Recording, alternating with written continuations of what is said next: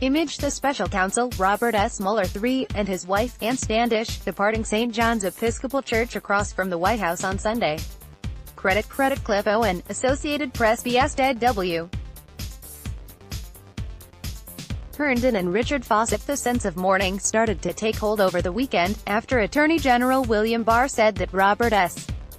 Mueller III, the special counsel, had not found coordination between President Trump's campaign and the Russian government's election interference in 2016. Over the nearly 2 years of the Mueller investigation, a segment of liberals and activists built up fervent hopes that it would bring Mr. Trump down. They elevated Mr. Mueller, a former FBI director, into an anti-Trump cultural icon, complete with t-shirts, scented candles and holiday-themed songs like "We Wish You a Mueller Christmas." For some of them, the report felt like a betrayal. To many others, it was a disappointment. "I was hoping that the truth would come out," said Sean Foster, a 45-year-old music video and television producer in Nashville. Mr. Foster had taken to wearing a yellow pin showing the top of the special prosecutor's head rising like a shark from the sea. Mr. Foster said he was wearing the pin on Sunday when Mr. Barr's summary of the report came out. "It is definitely embarrassing," he said. "It's a drag knowing there are people out there who are gloating." Jennifer Taub, a Vermont law school professor who had become known for punchy anti-Trump columns with titles like "Yes, Collusion. Now What?" said, "There are definitely people who thought that Mueller would save us." Ms. Taub said she remained hopeful that Mr. Mueller's full findings, which have not yet been made public, would somehow contradict the summary given by Mr. Barr. But she said she understands that the legal threshold for proving conspiracy is high. Last week, she posted a picture of herself on Facebook lighting a candle with Mr. Mueller's face on it. "I would hope the people who were in this cult of Mueller would have been self-aware or ironic," she said on Monday.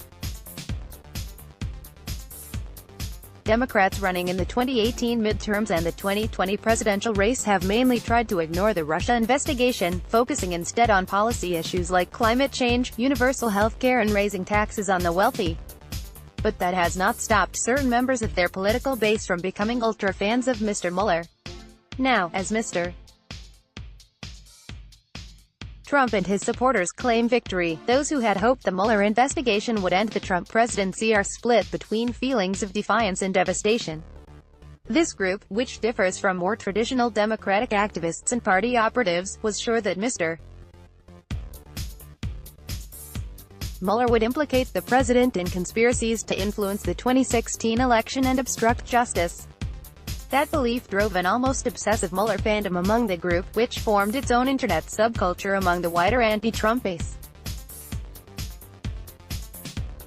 Mr. Mueller was personally revered for being everything the group thought Mr. Trump was not, in ideology, integrity and temperament. A popular podcast called Mueller, she wrote, which is streamed up to 200,000 times a week, calls its Russia-obsessed fans Muellerites. One of the three hosts, a California comedian who goes by AG and has a tattoo of Mr. Mueller's silhouette on her arm, said the community was in what could only be described as a collective state of muted shock. "I've had to talk a couple people off the ledge," she said. One fan of the podcast, Anne Craig Tillman, said she wants to see the full report before she's completely deflated, but been emotionally invested from the start. "And was I let down by what Barr said?" "Absolutely," Ms. Craig Tillman said. "Was I let down by what Mueller said? I don't know what he said." The Facebook page of the Robert Mueller fan club says on its About page, "All hail Robert Mueller. Through his work we shall be delivered from this ignorance and evil we suffer." Barbara Llewellyn, a retired real estate agent from Naperville, Illinois, had written "Hallelujah" on the page. But by Monday, she had changed her tune. "I am very disappointed, because I felt that there were so many public instances where Trump acted guilty and tried to shut down the investigation in various ways," Ms. Llewellyn said, "And I am realizing that this is just Barr's interpretation of what the report said. And I'm hoping very quickly that Congress gets a hold of it totally unredacted, and we can go from there." Some progressive activists have been calling for Mr. Trump's impeachment almost since he took office, and billionaire Tom Steyer ran television advertisements with that aim across the country. The sense of profound disappointment that has set in on the left illustrates why Democratic campaigns have been so leery of resting their electoral hopes on Mr. Mueller's investigation and the possibility of impeachment. Top party strategists have long asked Democratic candidates to ignore the Russia investigation and concentrate their fire on more clear-cut targets like Republican attempts to gut or repeal the Affordable Care Act. Tyler Law, a former spokesman for the Democratic Congressional Campaign Committee, said his party's House candidates in 2018 didn't run a single district paid media campaign on Russia, because extensive research had found that the issue did not persuade voters or mobilize the base. Even Senator Elizabeth Warren of Massachusetts, who is running for president in 2020 and has called Mr.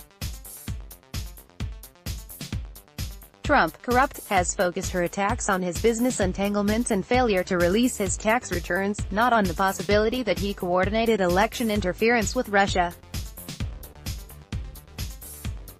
At a campaign stop in Cedar Rapids, Iowa, earlier this year, she said, "By the time we get to 2020, Donald Trump may not be president. In fact, he may not even be a free person." But it wasn't the Russia investigation alone that she had in mind, she explained afterward. "Come on, how many investigations are there now?" she said. "It's no longer just the Mueller investigation, they're everywhere. And these are serious investigations." This reluctance by Democratic candidates has not stopped other figures on the left from capitalizing on the Mueller obsession among the Democratic base. Ed Krasenstein, who runs a prominent anti-Trump social media account with his brother, Brian, announced plans for a children's book last year depicted Mr. Mueller as his superhero, complete with a shirtless, muscular pose. After criticism, the Krasenstein brothers changed the book to a political parody. Ed Krasenstein said in an interview on Monday that he does not think liberals should regret investing their hopes. "Robert Mueller is still an American hero," he said. Some Mueller fans say Mr. Barr's announcement over the weekend is far from the final word. "We haven't been able to see the report," said Ruth Story, 75, a former head of the local NAACP chapter in Gulfport, Mississippi. "We just have Barr's word, and we knew from the beginning that Barr was determined that nothing would happen. I'm pretty sure that's why he is now the Attorney General." The little yellow Mueller button that Mr. Foster wore was created by Henry Owings, an Atlanta-area graphic designer, and his friend Rebecca Dudley, an architect and children's book author and illustrator in Evanston, Ill. On Monday, Ms. Dudley said that they had cranked out a total of 48,000 of the buttons. She also said she was not too disappointed by the Barr letter. "I knew there was no way anything could live up to 2 years of hype," she said. "I knew nothing was going to come down like a hammer on the White House." Ms.